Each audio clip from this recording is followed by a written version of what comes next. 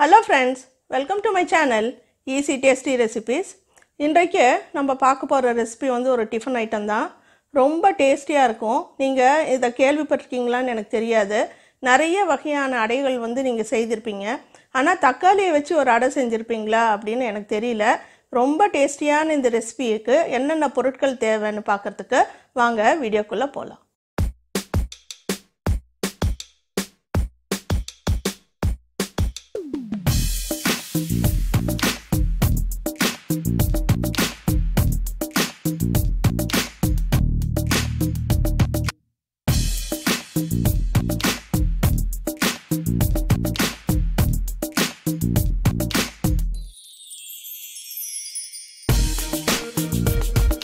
Friends, இந்த தக்காளி அடைக்கு தேவையான பொருட்கள் என்னென்னு பார்க்கலாம்.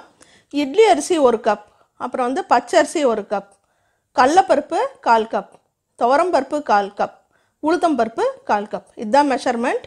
2 or 3 டைம்ஸ் நல்லா வாஷ் பண்ணிவிட்டு ஒரு 2-3 மணி நேரம் நல்லா ஊற வச்சுடுங்க. திருப்பி மெஷர்மெண்ட் சொல்கிறேன். பச்சரிசி 1 கப், இட்லி அரிசி 1 கப், கடலைப்பருப்பு 1/4 கப், துவரம்பருப்பு 1/4 கப், உளுத்தம்பருப்பு 1/4 கப். இங்கே வந்து காஞ்ச மிளகா ஒரு 10, கொஞ்சம் கொத்தமல்லி தழை, ஒரு 10 கருவேப்பிலை, பெருங்காயத்தூள் கொஞ்சம், இஞ்சி வந்து ஒரு 4-5 துண்டு, சோம்பு வந்து 1 டீஸ்பூன், மிளகு வந்து 2 டீஸ்பூன், தேவையான அளவு உப்பு.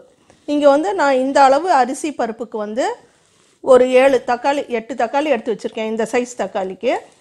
தாளிக்க வந்து கடுகு, சீரகம். இப்போ வந்து இந்த அரிசி பருப்பு தக்காளி இந்த தட்டில் இருக்கிறதெல்லாம் அரைக்கணும். அரைச்சிட்டு பார்க்கலாம். ஃப்ரெண்ட்ஸ் பாருங்கள், இப்படி குறைன்னு எல்லாமே அரைச்சிக்கோங்க. மேலே வந்து கடுகு சீரகம் தாளித்து கொட்டியிருக்கேன். இதில் வந்து முருங்கை இலை கூட நீங்கள் சேர்த்துக்கலாம். ரொம்ப டேஸ்ட்டாக இருக்கும்.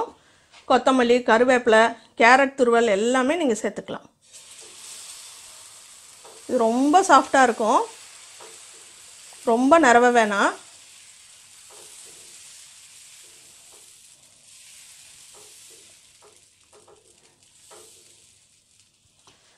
இதிலே வந்து எல்லாமே இருக்குது. காரம், புளிப்பு எல்லாமே. உங்களுக்கு வந்து எதாவது தொட்டு சாப்பிட்ணும் அப்படின்னா வெங்காய தயிர் பச்சடி, இல்லை கேரட் தயிர் பச்சடி, வெள்ளரிக்காய் தயிர் பச்சடி தொட்டுக்கலாம்.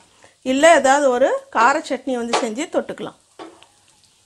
பாருங்கள், இது போல் நல்லா சுட்டு 2 பக்கமும் செவக்க எடுத்துட்டிங்கன்னா உங்கள் தக்காளி அடை ரொம்ப சூப்பராக இருக்கும். ஒரு தடவை இந்த மாதிரி அடை ட்ரை பண்ணி பாருங்கள். உளுந்து இருக்கனால, தக்காளி இருக்கனால இந்த அடை வந்து ரொம்ப சாஃப்டாக இருக்கும். இதில் பருப்புகள் நம்ம சேர்த்து இருந்தாலும் அதில் இஞ்சி, மிளகு, சோம்புலாம் இருக்கனால உங்களுக்கு வாய்வு தொல்லையும் இருக்காது. ஒரு தடவை இப்படி ட்ரை பண்ணி பாருங்கள்.